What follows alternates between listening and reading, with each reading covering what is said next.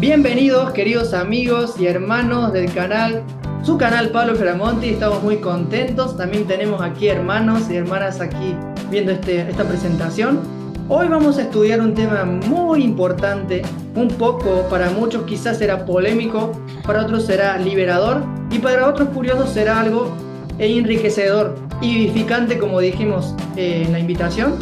Así que vamos a comenzar primero diciéndoles que esta es, podremos decirle, una continuación de unas series pequeñas que habíamos hablado sobre los encuentros que tuvo Jesús con ciertas personas, con los religiosos de la época, con un ciego y demás. Vamos a ver hoy el capítulo 12 de Juan y el tema, como vimos en la miniatura, se llama El grano de trigo que reconcilió al mundo con Dios. Como tenemos siempre por costumbre, vamos a hacer una oración para comenzar. Gracias, Papito Dios, por darnos la oportunidad de poder compartir aquí junto a mis hermanos y hermanas en directo y a aquellas personas que van a escuchar esta presentación. Te agradecemos por tu presencia y ahora acompáñanos al momento de analizar aspectos de la vida de tu Hijo. En el nombre de Jesús, amén. Muy bien. Lo importante de destacar es que nosotros tenemos en cuenta algo. Al estudiar la Biblia o cualquier evangelio, carta y demás, debemos tener en cuenta algunas cosas que no se toman en cuenta, como por ejemplo los contextos. En el video anterior habíamos dicho de que los contextos son muy importantes para poder entender la escritura. El contexto histórico, contexto cultural, religioso, lingüístico y otros contextos. Porque cuando se toma una lectura superficial, nosotros podemos llegar a conclusiones que podrían discrepar con la intención del autor. Y por esa razón es necesario que nosotros podamos tener en cuenta estos contextos y tener en cuenta también las herramientas que nos deja lo que es el contexto cultural, histórico y demás. Eso nos quiere decir algo muy importante para poder analizar y profundizar sobre aspectos del dicho capítulo. Por ejemplo, vamos a hacer un pantallazo. Estamos hablando del capítulo 12 de Juan.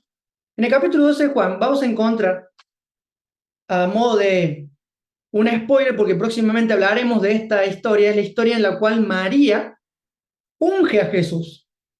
El ungimiento de María en una fiesta en la cual estaban presentes los discípulos y entre ellos estaba también Judas. Y Judas había dicho de que María había derramado el perfume y había sido una pérdida de dinero. Y también fue porque él tenía otras intenciones, no por tanto eso. Ella había hecho un acto de amor hacia Jesús, desinteresado, un acto de agradecimiento porque él la había liberado. Pero como siempre hay personas que critican, que se ponen a mirar las cosas pequeñas, y por eso Jesús defendió a María, defendió a una adúltera, defendió a una pecadora, porque Cristo vino para estar entre pecadores, no entre santos o los que se creen santos. Muy bien, cuando nosotros analizamos entonces lo que es el capítulo 12, vamos a encontrar distintas joyas que vamos a ver en esta presentación. Nosotros vamos a encontrar algo muy interesante. Por ejemplo, cuando nosotros vamos viendo el capítulo vamos a notar algunas cosas muy importantes a destacar. Como por ejemplo, este capítulo que vamos a analizar es el capítulo 12 de Juan, del versículo 9 en adelante. Y quiero que busquen, me acompañen ahí si tienen en sus Biblias, que lo vayan leyendo conmigo. Muy bien, vamos a ver entonces lo que dice desde el versículo 9 en adelante. Dice así: cuando todos los judíos se enteraron de que Jesús había llegado a Betania, corrieron en masa para verlo a él y también a Lázaro, el hombre a que Jesús había resucitado de los muertos. Entonces, los principales sacerdotes decidieron matar a Lázaro también, ya que a causa de él, muchos judíos los habían abandonado a ellos por ahora creer en Jesús.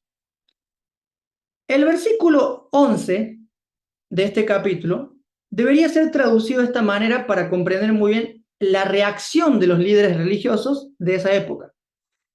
Y la traducción debe ser así: porque muchos judíos habían abandonado sus tradiciones por creerle a Jesús. Interesante.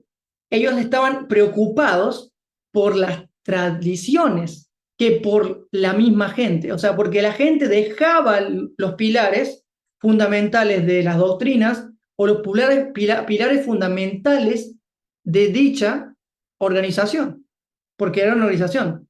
El pueblo judío también tenía una religión y tenía ciertas doctrinas fundamentales que cuando no se hacía caso, había ciertas consecuencias.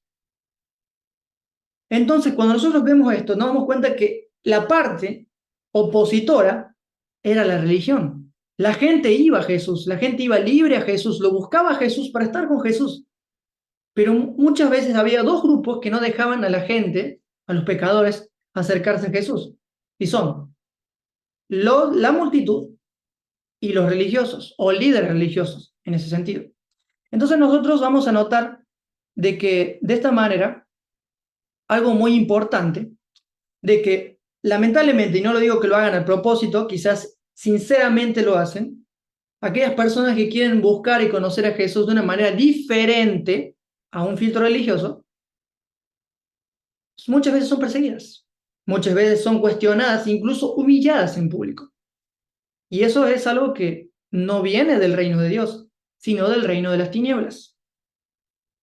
Entonces, cuando nosotros entendemos el contexto histórico y cultural de la época, para el pueblo judío era muy importante seguir tradiciones, seguir costumbres que habían arraigado a lo largo de la historia y cosas que hacían, rituales, ciertas ceremonias y demás.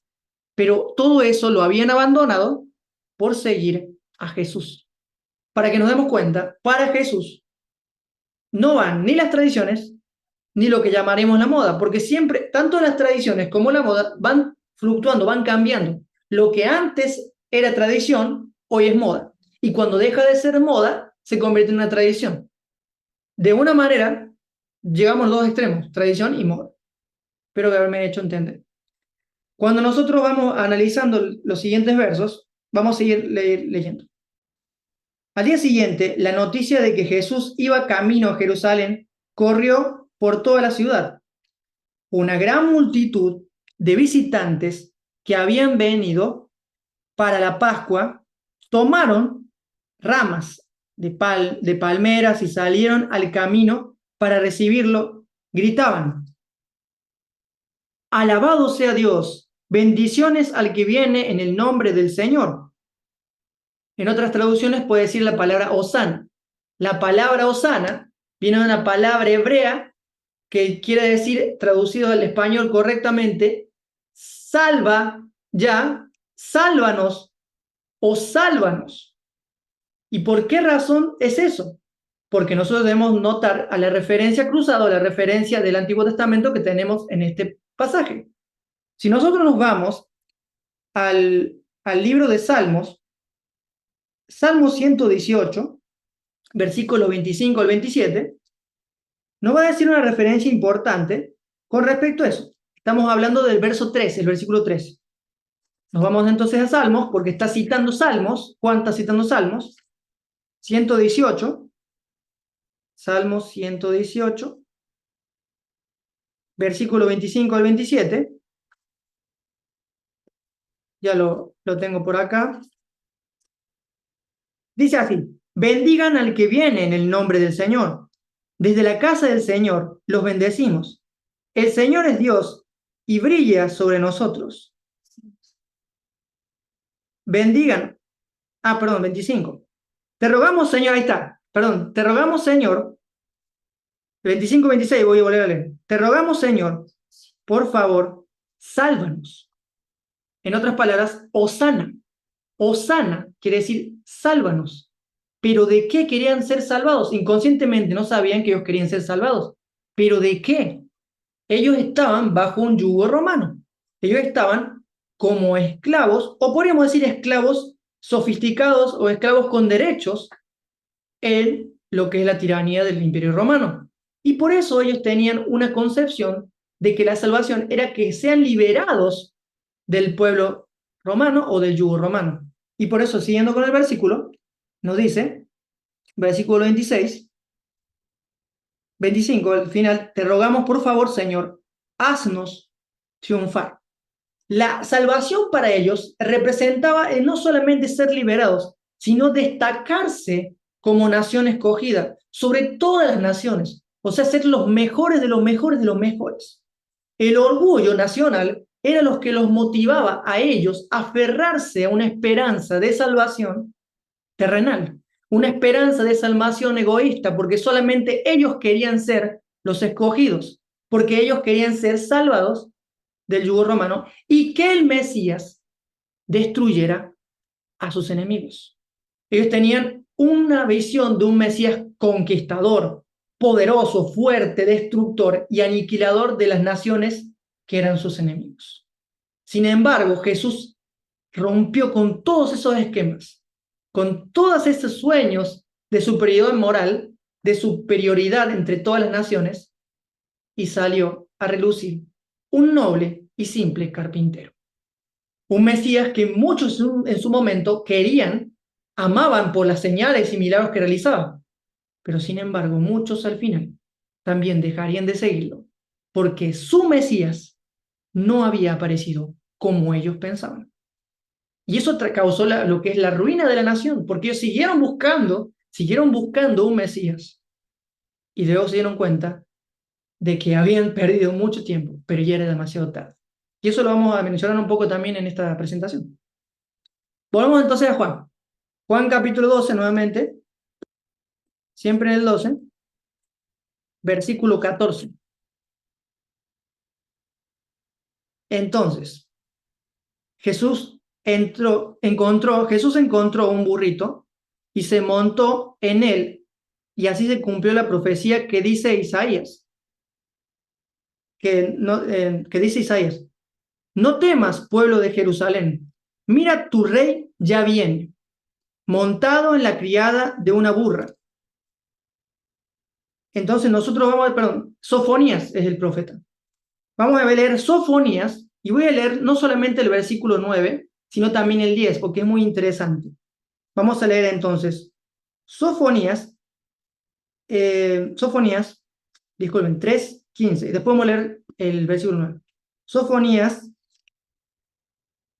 capítulo 3, versículo 15, es la profecía que estaba cumpliendo Jesús en ese momento, cuando entra sobre un pollino. Sofonías 3:15. Sofonías tiene bastantes profecías muy hermosas de promesas de Dios, de que nosotros podemos tener nuestra esperanza de que todo esto que estamos viviendo va a terminar de una buena manera. Y me refiero a la historia del mundo. Pues el Señor quitará su mano de juicio y dispersará los ejércitos de tus enemigos. El Señor mismo, el Rey de Israel, vivirá en medio de ti. Pero hay una profecía que ellos olvidaban, de que hablaba de que el Mesías vendría como un noble y simple ser humano, no como un conquistador, sino como un noble y simple ser humano. Y esta profecía la vamos a anotar, la vamos a ver aquí, más adelante, y se lo voy a leer. La profecía siguiente se encuentra en Zacarías. Zacarías, capítulo 9, versículo 9. Pero también leeré el 10, y a eso quiero llegar. Zacarías capítulo 9, versículo 9 y 10. El bonus es el 10, que le voy a adicionar. Y dice así: alégrate, oh hija de Sión, grita de triunfo, oh pueblo de Jerusalén. Mira, tu rey viene hacia ti. Él es justo y victorioso. Pero en realidad, la palabra que debe decir ahí quiere decir, él es noble y justo y tiene justicia. Pero hay una diferencia, de que la justicia que ellos querían era una justicia de justiciero, que viene a arrasar naciones, que viene a decapitar a los reyes, que viene a derramar sangre. Pero la justicia de Dios se deleita en hacer el bien. Y este rey es ese. Un nuevo rey, un rey diferente estaba entrando por las puertas de Jerusalén. Un rey manso, humilde de corazón. Un rey de amor y paz. Él es justo, pero es humilde, montado en un burrito, montado en la cría de una burra. Quitaré los carros, dice este rey, quitaré los carros de guerra de Israel y los caballos de guerra de Jerusalén. Destruiré todas las armas usadas en la batalla y tu rey traerá paz a las naciones. Para. Traerá, espera. Es una expresión argentina. Espera. ¿Está diciendo acá Zacarías que este rey no viene a destruir, sino lo que viene a acabar es con las guerras, la violencia y la sangre? Podría decir el apóstol Pedro, antes de haber entendido bien el mensaje de Jesús: no, Señor, no puede ser. Tú dijiste que vas a ser el Mesías, entonces como vas a ser el Mesías, tienes que venir con tu ejército, que somos nosotros, preparar armas y todo lo demás, y hacerle guerra a Poncio Pilato y hacer la Roma pedazos. Y Jesús seguramente le dirá a Pedro: Pedro, no entendiste nada. Esos delirios de grandeza, delirios de superioridad moral, sáquenselo de la cabeza, porque yo no vine a destruir las almas de los hombres, sino a salvarlas. Yo no vine a matar a ningún ser humano, sino a dar vida. Eso es la intención de Jesús al venir en su primer venida, o en la venida en la que vino. Y otra cosa a destacar: la mayoría de las profecías del Antiguo Testamento, que se aplica tradicionalmente por la religión al futuro, se cumplieron en la primera aparición de Jesús, como el Mesías prometido por Dios. El aplicar al futuro muchas profecías que se hicieron realidad en la época de Jesús es torcer el texto y darle una interpretación apocalíptica, escatológica, pero alarmista, porque esas profecías apuntaban a la venida del Mesías, y esa venida fue en el siglo I, a través de Jesús de Nazaret. Y sigamos leyendo: tu rey traerá paz a las naciones, su reino se extenderá de mar a mar, y desde el río Éufrates hasta los confines de la tierra, o sea, todas las naciones. Todos verán al Mesías, a un Mesías salvador, a un Mesías manso y humilde de corazón, y a un Mesías que no trae destrucción, sino paz, seguridad y salvación. Ese es el rey diferente, en el cual yo creo que aparecerá nuevamente, y que te comparto esa misma esperanza para que tú también la compartas con las personas que están en problemas difíciles, en situaciones económicas que le están afectando la paz. Es posible que puedas pasar por esas cosas. Es posible que puedas incluso padecer incluso persecución, o quizás entre miseria o problemas, porque siempre hay problemas. Jesús no nos prometió que nos iba a sacar los problemas, sino que estaría con nosotros todos los días hasta el fin del mundo, hasta que aparezca este mundo. ¿Y saben qué? Algo que hace poco reflexioné: el fin del mundo no es como se nos pintó.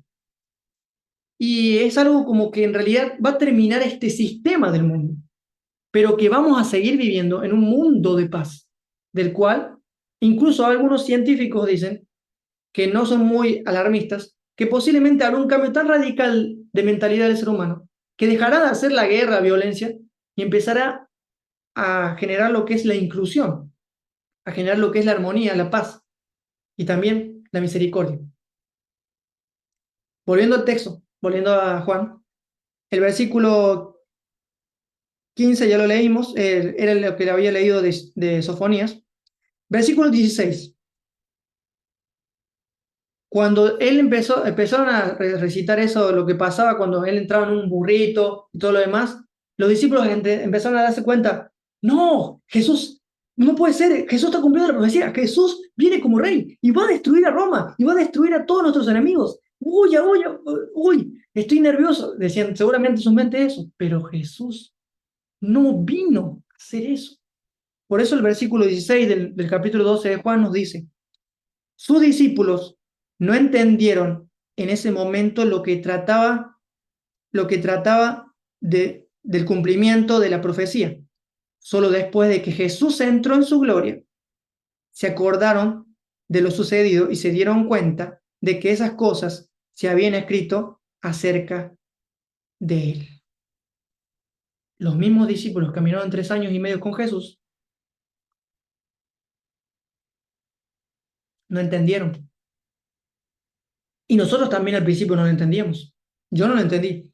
Yo creí que Jesús iba a decir algo como, por ejemplo, bueno, dice eso, pero que después en la segunda venida ahí sí va a arrasar gente, así va a masacrar gente, ahí sí va a chicharrar como pollos a personas, pero no, tristemente no, hermanos. Si tú estás esperando un Jesús conquistador, destructor, aniquilador de naciones, de tus enemigos, y también que venga a destruir con fuego a los impíos, creo que viste una película equivocada, porque esta película, y es lo que creo, tiene un final feliz para todos, inclusive para el enemigo. Algunas se van a rasgar las vestiduras, son libres de hacerlo. Continuamos. Vamos al versículo siguiente. Muchos de la multitud habían estado presentes cuando Jesús llamó a Lázaro de la tumba y lo resucitó de los muertos, y se lo habían contado a otros. Por eso, por eso tantos salieron a recibir a Jesús, porque habían oído de esa señal milagrosa. Entonces los fariseos se dieron cuenta y se dijeron unos a otros, ya no hay nada que hacerle. Miren, todo el mundo se va detrás de él. Y yo les pregunto, la expresión todo el mundo, ¿qué quiere decir? Primero, la pregunta, ¿todos los habitantes del planeta Tierra estuvieron presentes en el siglo primero, en esa época donde Jesús estaba entrando por Jerusalén, viendo el espectáculo? Por supuesto que no. Esto se llama hipérbole. Y eso es el contexto lingüístico en el cual se escribió, o el lenguaje literario en el cual utilizó el escritor del Evangelio de Juan para ilustrar cosas para los judíos. A pesar de que Juan no fue escrito solamente para judíos como Mateo, también está dedicado a los judíos y debían usarse recursos como la hipérbole o exageración. La hipérbole o exageración es un recurso literario que vamos a ver presente no solamente en el Nuevo Testamento, sino también en el Antiguo Testamento. Son modismos hebreos. Es como decir, en Argentina, eh, me gusta, en Paraguay donde yo estuve un tiempo, muy mucho, era decir que te gustaba algo, una cosa o una comida o algo. O si no, el re. Por ejemplo, en Argentina dicen mucho el resto, el te requiero, te reamo, me reencanta, es una exageración, es un modismo, es como una expresión de exageración, pero que solamente se podía entender en esa cultura. En la cultura hebrea siempre se exageraba las cosas, porque ellos estaban acostumbrados a, a creer que ellos eran los mejores, ¿no? Y ojo, no los culpo por eso es ya tradicionalmente porque así era la cultura de la época. Voy a compartir con ustedes algo que escribió un comentarista, voy a usar solamente 2 comentarios, uno corto y un poco más largo, del comentarista y pastor William Barclay con respecto a este asunto. Entonces, cuando nosotros vamos a ver el último versículo que dijimos que todo el mundo se va por él, no era que todo el mundo, sino la mayoría de las personas que estaban ahí fijaron su vista en Jesús y empezaron a clamar a Jesús. Vamos al comentario. Comentario de William Barclay de Juan 12, 17 al 19. En una situación semejante, dice aquí, está claro que Jesús no se podía dirigir a la multitud, no habría podido alcanzar con su voz a una audiencia tan extensa y enfervorizada. Así es que hizo algo que todo el mundo podía ver. Entró en Jerusalén montado en un boriquillo, que en esa época, en el siglo XVIII, era lo que era el burrito, así se hablaba también del burrito. Aquello tenía dos significados. Miren los significados. Número uno, en primer lugar, era presentarse claramente como el Mesías. Fue una representación dramática de las palabras del profeta Zacarías, que leímos recién, de Zacarías 9, versículo 9 del 10. Juan no da la referencia porque citarla de memoria sería medio difícil. Había dicho, alégrate mucho, hija de Sión, da voces de júbilo, hija de Jerusalén. Mira a tu rey que viene a ti, triunfante y victorioso, sentado arriba de un pollino, un hijo de asna. Zacarías 9:9. Al cumplir así la profecía, Jesús se presentaba como el Mesías, sin dejar lugar a ninguna clase de duda. Número 2, segundo significado de este accionar de Jesús. Pero en segundo lugar, se presentaba como un Mesías de una determinada clase. No debemos malentender esta escena entre nosotros. El asno es un animal pobre y despreciado, pero en el este, aquí es decir, en el Oriente Medio, o sea, en el Oriente, en la época del primer siglo, en el Oriente, en lo que es la parte oriental, el burrito era tomado como un animal noble. ¿Por qué? Acá lo voy a explicar. Se le consideraba como un animal noble. El juez Jair tenía 30 hijos que cabalgaban en asnos, jueces 10:4. Agitofet también usaba la misma montura, segunda de Samuel 17:23. Y también hay otros ejemplos también. Mefiboset, el príncipe heredero, hijo de Saúl, vino a ver a David montado en un asno, segunda de Samuel 19:26. El sentido es que un rey se presentaba montado a caballo cuando iba en son de guerra. Atención, el rey que venía montado a caballo entrando a una ciudad venía en son de guerra. Sin embargo, dice aquí, el rey cuando entraba montado en un asno, era cuando iba en son de paz. Son de paz.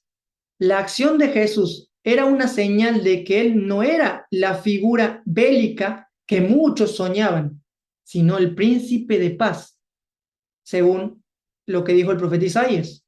Nadie comprendió así entonces, ni siquiera sus discípulos, que deberían haber tenido más discernimiento sobre el asunto. Todos tenían la mente llena de una clase de histeria multitudinaria. Aquí estaba el que había de venir, pero ellos esperaban al Mesías de sus sueños, de grandeza y de sus fantasías nacionalistas. No esperaban al Mesías que Dios les había enviado.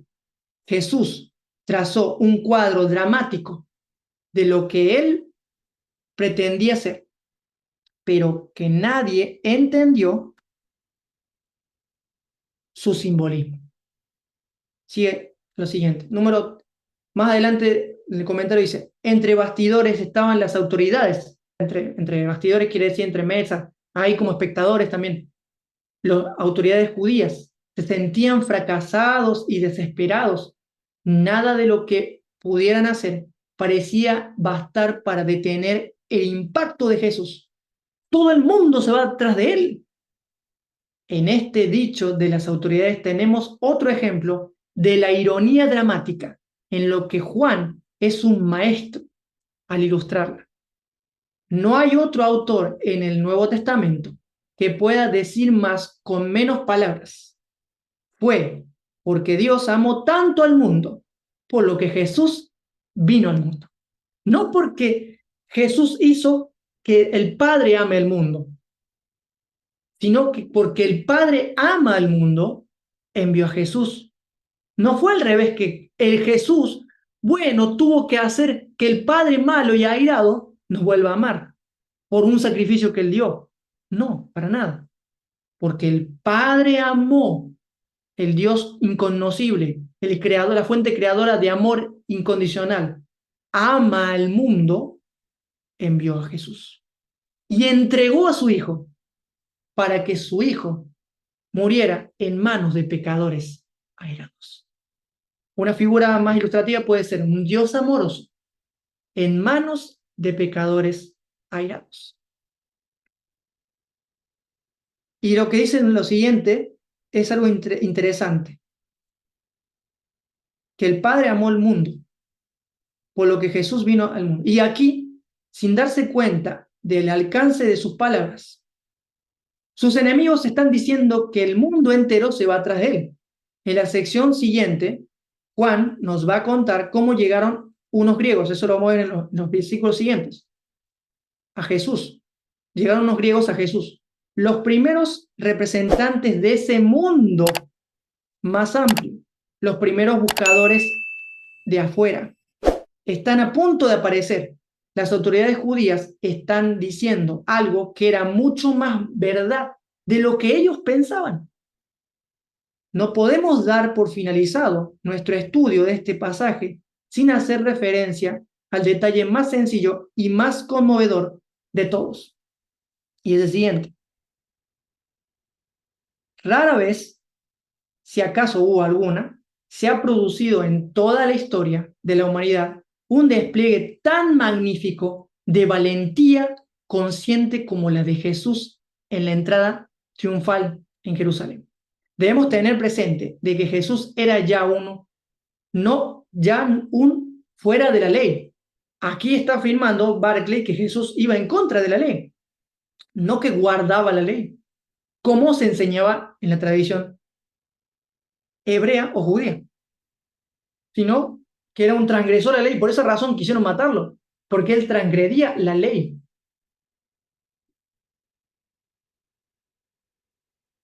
Disculpen, él transgredía la ley mosaica, y por eso también lo perseguían. En temas anteriores dijimos que Jesús violó el sábado, y por esa razón es que lo querían matar, por haber curado a un ciego, por haber curado a un hombre de la mano seca, porque estaba transgrediendo el día de reposo. ¿Y qué decían los fariseos? Este hombre no viene de Dios, porque viola el día de reposo.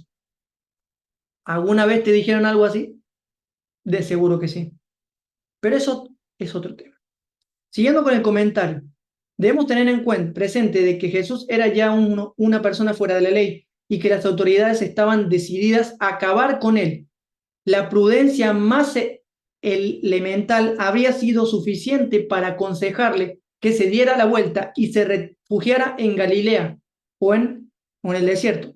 Si tuviera que entrar en Jerusalén, de todas formas, la precaución más elemental le habría exigido hacerlo de manera de incógnito y buscándose escondite de lo más seguro. Pero Jesús entró en Jerusalén de tal manera que todas las miradas se enfocaran en su persona. Fue una acción del valor más superlativo, porque desafiaba a todo lo que la humanidad le pudiera hacer.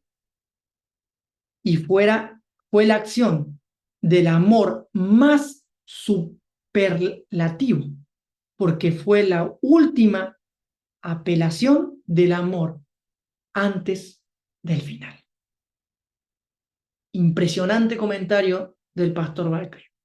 Y cuando se refiere al final, se está refiriendo a los últimos momentos del templo y la ciudad de Jerusalén, antes del sitio del año 70 por el general Tito y la destrucción de Jerusalén. De esa ruina se estaba refiriendo el autor.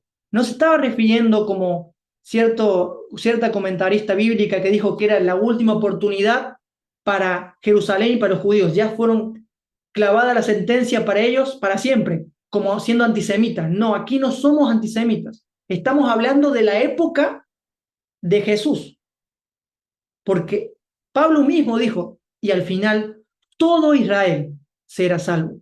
Cuando alcance la plenitud de los gentiles, o sea, cuando todos los no judíos conozcan el verdadero carácter de Dios, también Israel será añadido a esa salvación. Porque nunca salió de ahí. Israel nunca salió del corazón de Dios. Sigue siendo su pueblo, como también el mundo es su pueblo. Pero no tenemos que tener en cuenta que porque ellos hicieron eso, mataron a Jesús, ya están condenados para siempre. No, hermanos. Eso por mucho tiempo lo creí, pero yo no. Pobrecito, ellos han sufrido un montón. El pueblo judío pasó por muchas cosas después de lo que pasó en Jerusalén, y sin hablar de los holocaustos y demás. Dios no aprueba todo ese tipo de castigo, esas cosas que la humanidad enferma de poder ha hecho a sus propios hermanos. Por eso, desde aquí en el canal les digo, y mi familia, o sea, mi esposa y yo no somos antisemitas, solo estoy describiendo lo que dice el comentario y de mi perspectiva lo que yo veo. Aunque era una sentencia para Jerusalén, eso no quita que habrá una segunda oportunidad para el pueblo hebreo. Dicho esto, avanzamos. Versículo 23. Algunos griegos que habían ido a Jerusalén para celebrar la Pascua le hicieron una visita a Felipe, que era de Bethsaida, de Galilea. Le dijeron, Señor, queremos conocer a Jesús. Los griegos querían conocer a Jesús. Felipe lo comentó a Andrés y juntos fueron a preguntarle a Jesús. Jesús le respondió, ya ha llegado el momento para que el Hijo del Hombre entre en su gloria. Jesús está hablando de que va a entrar en su gloria. ¿Qué quiere decir eso? La palabra griega para gloria es doxa y quiere decir literalmente que muestre su reputación, o su nombre de una manera bien clara. Nombre en el contexto hebreo significa carácter. En otras palabras, que manifieste totalmente el carácter que vino a representar, o sea, el carácter de Dios. Eso no quiere decir que Jesús se va a poner encendido así todo amarillo, con una halo de energía, como si fuera un Super Saiyajin, no. Eso es algo fantasioso. Y déjenselo a Dragon Ball, no tiene nada que ver con eso que está diciendo Jesús. A los que les gusta Dragon Ball les digo, no hay ningún problema, pero en este sentido estamos separando las cosas. Poniendo un poco de rompiendo el hielo con respecto a eso. Entonces, quiere decir de que Jesús entraría en su gloria, quiere decir, hermanos y hermanas, que Jesús demostraría realmente cuál es el gran amor del Padre y hasta qué consecuencias últimas puede llegar. Y es hasta las últimas consecuencias, de dejar que su Hijo sea muerto y asesinado por un mundo airado que no comprendió el carácter de su Padre. Sigamos leyendo. Les digo la verdad. Acá viene la ilustración del tema. El grano de trigo, a menos que sea sembrado en la tierra y muera solo, no puede hacerlo. Sin embargo, su muerte producirá, voy a leerlo nuevamente para que se entienda. Les digo la verdad, el grano de trigo, a menos que sea sembrado en la tierra y muera, queda solo. Sin embargo, su muerte producirá muchos granos nuevos, una abundante cosecha de nuevas vidas. Para complementar eso, quiero que me acompañen al libro de Romanos 5:17, 5:13 al 17. ¿Quién era ese grano? Pablo mismo nos va a aclarar esta historia. Romanos 5, versículos 13 al 17. Vamos a leer. Vamos a leer el 12. Cuando Adán pecó, el pecado entró en el mundo. El pecado de Adán introdujo la muerte, de modo que la muerte se extendió a todos porque todos pecaron. Es cierto, la gente ya pecaba aún antes de que se entregara la ley. pero no se le tomaba en cuenta como pecados, porque todavía no existía ninguna ley para violar. Sin embargo, desde los tiempos de Adán hasta los de Moisés, todos murieron, incluso los que no desobedecieron. Un mandamiento explícito de Dios como lo hizo Adán. Ahora bien, Adán es un símbolo, una representación. ¿De quién? De Cristo. Como sigue diciendo Pablo, quien aún tenía que venir. Pero hay una gran diferencia entre el pecado de Adán y el regalo del favor inmerecido de Dios.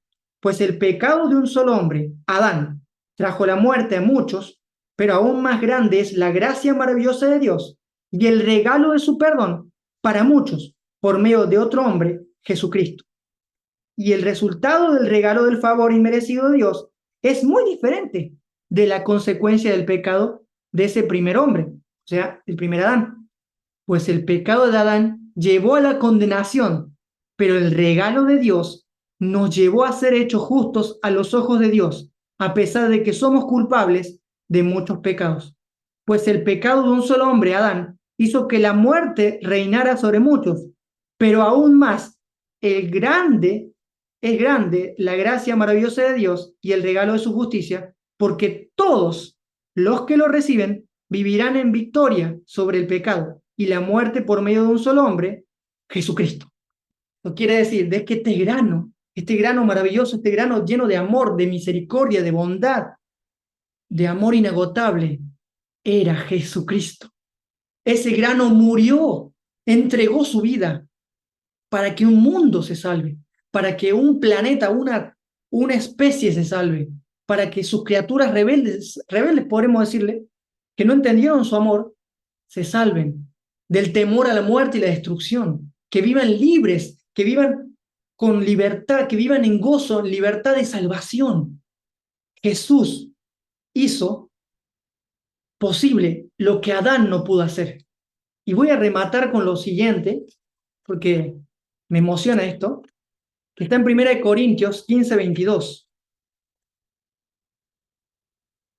Quiero que lo lean en sus casas y mientras lo lean en su mente, lo lean como si estuvieran gritando. Pero no vayan a gritar ahora, sino que en su mente pueden gritar. 1 Corintios 15:22. Así como todos mueren, así como todos mueren porque todos pertenecemos a Adán, todos los que pertenecen a Cristo recibirán vida nueva. En algunas traducciones un poco más antiguas dice, aunque en Adán todos mueren, en Cristo todos serán vivificados. Amén. Gloria a Dios, porque en Cristo todos seremos vivificados. Avanzando. Versículo 25, perdón, del capítulo 12.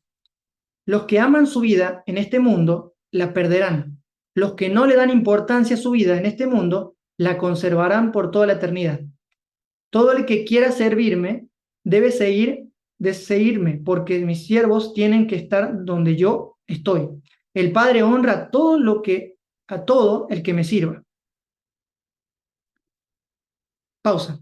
Esto quiere decir que Jesús está haciendo un llamado de renunciar a nuestra vida y dejar todo y largarnos al campo, a las montañas y olvidarnos de todo. No, se está refiriendo a otra cosa, nos está enseñando a otra cosa. El versículo 26 es un llamado al servicio y al amor al prójimo. El Padre ama a todos.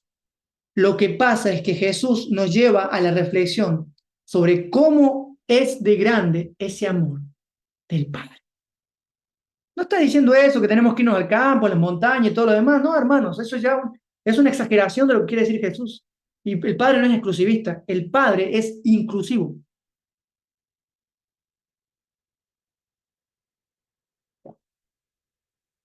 El Padre es inclusivo. Es algo muy interesante lo que dice el versículo 27. Ahora mi alma está muy entristecida. ¿Acaso debería orar? Padre, sálvame de esta hora.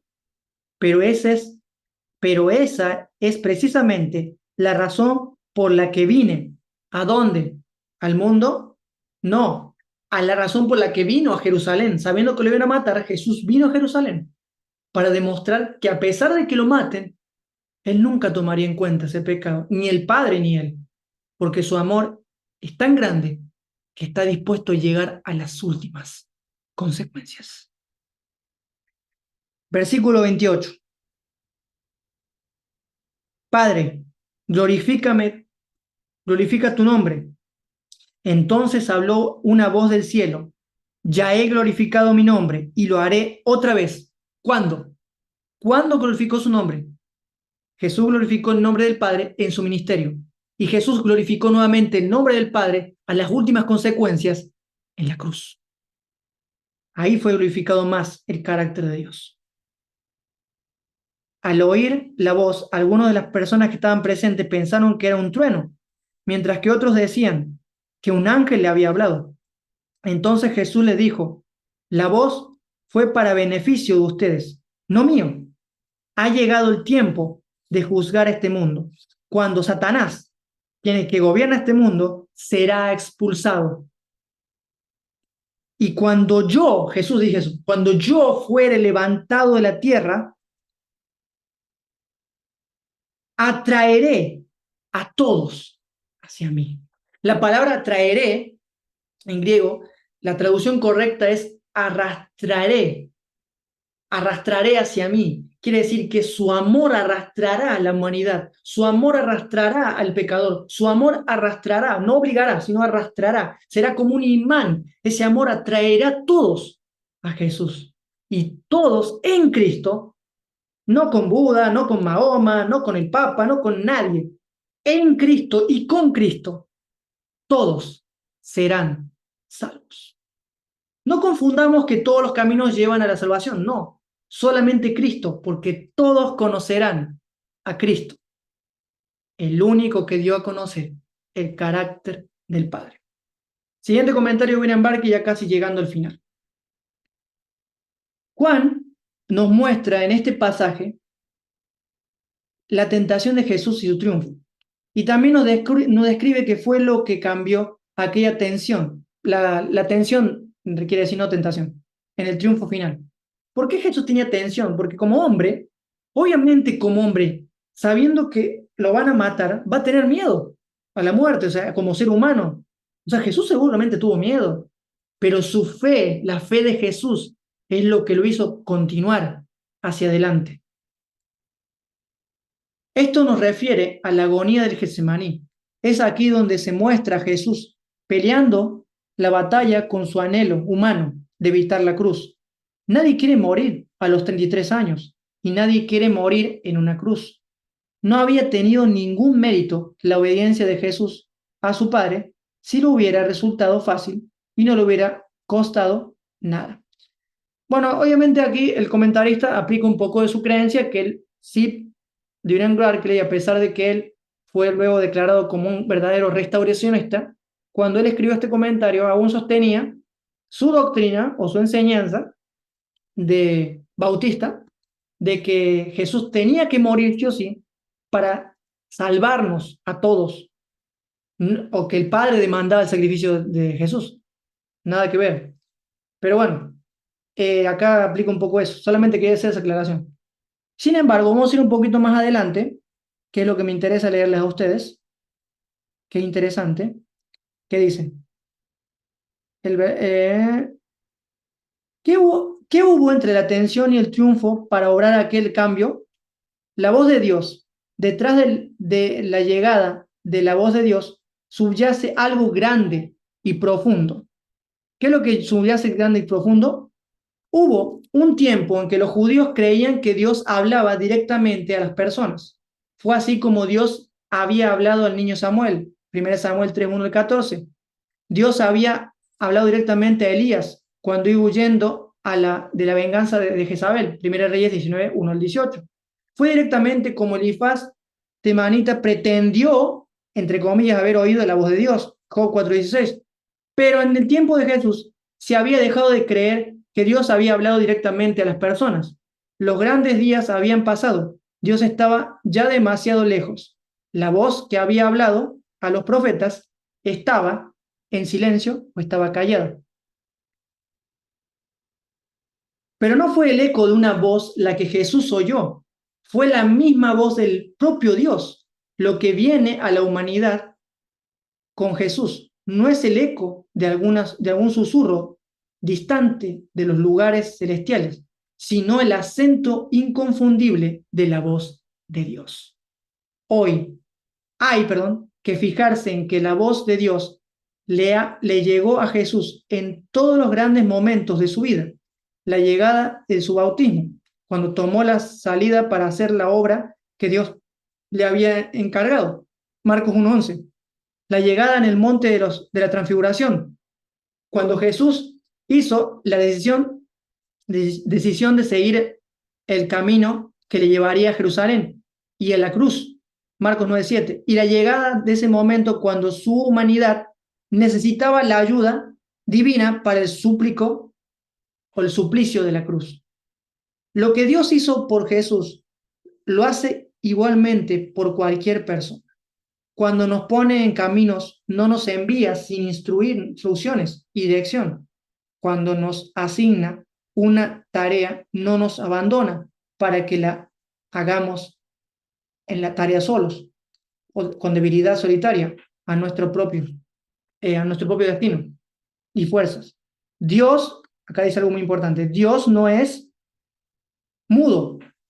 Y una y otra vez, cuando la tensión de la vida es demasiado para nosotros y el esfuerzo que requiere su camino está por encima de nuestros recursos humanos, si escuchamos la dirección de Dios al hablarnos, su fuerza inundará nuestra persona. Nuestros problemas, no es que Dios no nos hable en nuestros problemas, sino que lo que queremos no lo queremos escuchar. Y miren cómo dice aquí. Más adelante, llegando a la última parte del comentario, la historia demuestra que Jesús tenía razón. Fue en el imán, miren que William Barry tiene la misma perspectiva que yo, fue en el imán de la cruz donde concentró a todas sus esperanzas.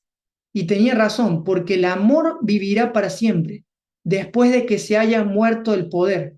Los imperios basados en la fuerza de sus ejércitos se hayan desvanecido y se desvanecerán, dejando una memoria que también se desvanecerá en breve tiempo. Pero el imperio de Cristo, basado en el amor que se manifiesta en la cruz, extiende más y más sus fronteras de día en día. En el drama de George Bernard Shaw, cuando Juana de Arco, sobre ese palo que la habían traicionado y cuando en ese palo iban a quemarla, ella dijo unas palabras muy interesantes a la multitud que veía con risas su agonía.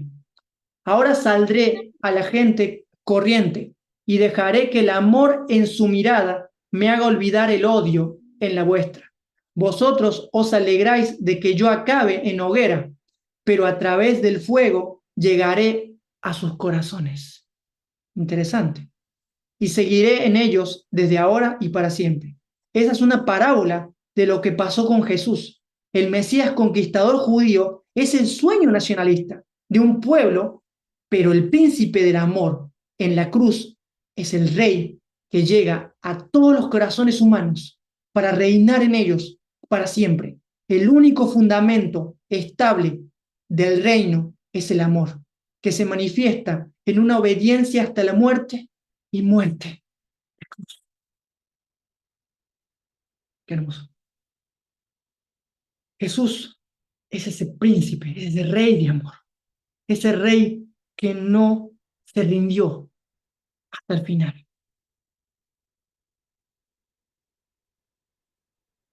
Él dio su vida porque Él quería que nosotros podamos participar de esa vida.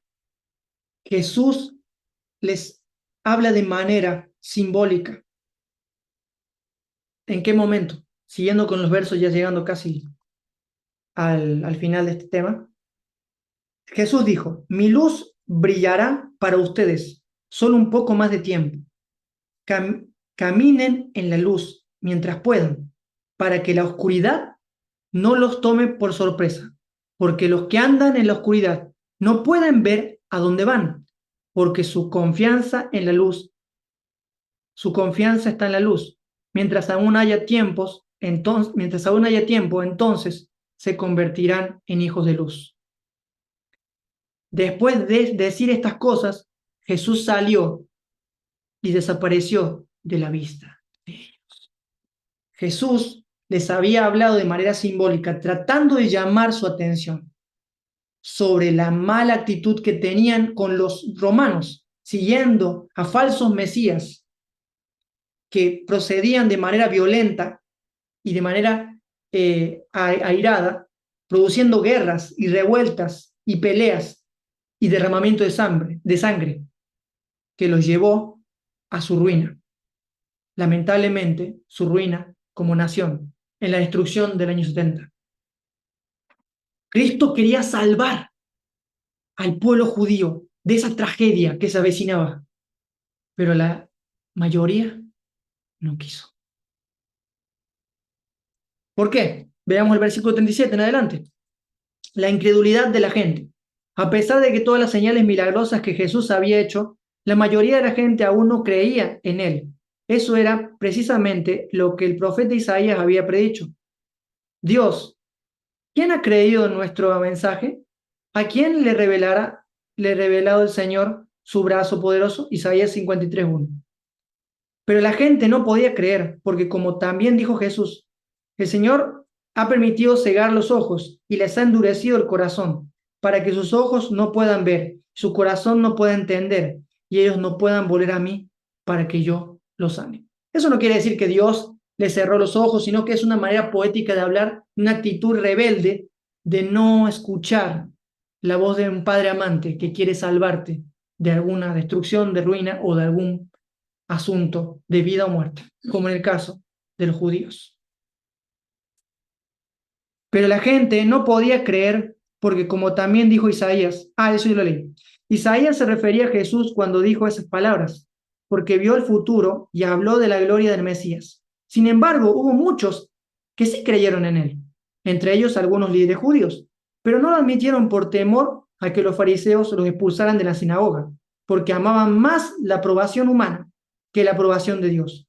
Jesús le gritó a la multitud: si confían en mí, no confían solo en mí, sino también en Dios, quien me envió. Pues cuando me ven a mí, están viendo al que me envió. Yo he venido como una luz para brillar en este mundo de oscuridad, a fin de que todos los que oigan pongan su confianza en mí, porque pueden más en la oscuridad. No voy a juzgar a los que me oyen. No voy a juzgar a los que me oyen, sino ya tendrán su propio juez, y será la palabra que yo he hablado las que lo juzguen. ¿Eso quiere decir que habrá un juicio final que hará perdidos y destruidos? Por supuesto que no, está diciendo que su propia conciencia, al escuchar el mensaje de amor, de salvación, de perdón, es la que le hará un sufrimiento de que romperá ese corazón de piedra y que dolerá en el proceso, pero que al final abrazarán a su Padre. Estoy llegando al final ya. Yo no hablo por autoridad propia. El Padre quien me envió me ha ordenado qué decir y cómo decirlo. Y sé que sus mandatos llevan a la vida eterna. Por eso digo todo lo que el Padre me indica que diga. Aquí vemos un contraste entre Jesús y su Padre. Perdón, Jesús el Padre contra Yahvé, el Dios que adoró a Moisés inconscientemente creyendo que era el Padre, que él mismo dijo en Ezequiel 20:25, yo les di ordenanzas y estatutos que no conducían a la vida, los atormenté con sacrificios, los llevé a caminos que no eran de bien, porque yo soy Yahvé, oh Jehová. No, hermano, no, hermana. Ese Jehová falso es el mismo Satanás. Es el príncipe de este mundo, en el cual Jesús dijo que ha sido echado fuera, que sus engaños han sido echados fuera. y que ya no pueden engañarte, porque Jesús vino a mostrar quién es tu Padre, quién es Dios. Conclusión. Jesús murió en la cruz, entregando su vida para que el mundo tenga libertad del maligno y del pecado. No para que el Padre nos ame, porque un día todos, para que un día, perdón, todos tengan parte en la familia universal de Papito Dios. Filipenses 2, 8 al 11. Y habiéndose hecho en forma de hombre, se humilló a sí mismo, haciéndose obediente hasta la muerte y muerte de cruz, por lo cual Dios lo exaltó a lo sumo y le confirió el nombre que es sobre todo nombre, para que en el nombre de Jesús se doble toda rodilla de los que están en el cielo y en la tierra y debajo de la tierra, y toda lengua confiese que Jesucristo es el Señor, para gloria de Dios. Gloria a Dios. Esa es nuestra esperanza, queridos hermanos. Y la buena noticia es que el grano de trigo que ha muerto, ha resucitado y que ha reconciliado a todos con Dios. Ya no debes temer al Padre, ya no debes temer al juicio, ya no debes temer el fin del mundo, porque Jesús camina a tu lado y está contigo a donde quiera que tú estés, y Él nunca dejará de amarte. Eres muy amada por el Señor y muy amado por el Señor. Desde aquí esta presentación, espero que haya sido vivificante y edificante. Y si tienes alguna pregunta, puedes dejarla en los comentarios, dar tu opinión también. Aquí en la caja de comentarios puedes dejar una opinión. También, para que este mensaje puedas compartirlo con algún familiar, puedes darnos una manito arriba, compartirlo con tus amigos. Y si quieres, es gratis, se puede suscribir al canal para no perderte ninguno de estos contenidos, estos sermones y reflexiones. Desde ya, muchísimas gracias. Vamos a terminar con una oración. Gracias, Papito, por darnos la oportunidad de compartir lo muy poco o mucho que nos das a lo largo de nuestro estudio. Gracias porque en Jesús nos revelaste quién eres y qué quieres de nosotros y hacia dónde vamos. Y gracias porque en ti serán benditas en la nación. Las naciones serán benditas en Jesús a través de ti. Todas las naciones estarán contigo, porque tú viniste a salvar al mundo, no a destruirlo. Gracias por eso. Bendice a los que se han quedado en esta presentación hasta el final y también a los que van a ver por diferido. En el nombre de Jesucristo. Amén. Muy bien, queridos hermanos y familia del canal, fue un honor, un privilegio poder estar con ustedes en esta presentación. Ya saben, pueden dejar en los comentarios si tienen alguna pregunta que nos puede motivar a lo que es una próxima temática en el canal y también para que podamos aprender juntos. Que Dios les bendiga y nos vemos en la próxima. Chao, chao.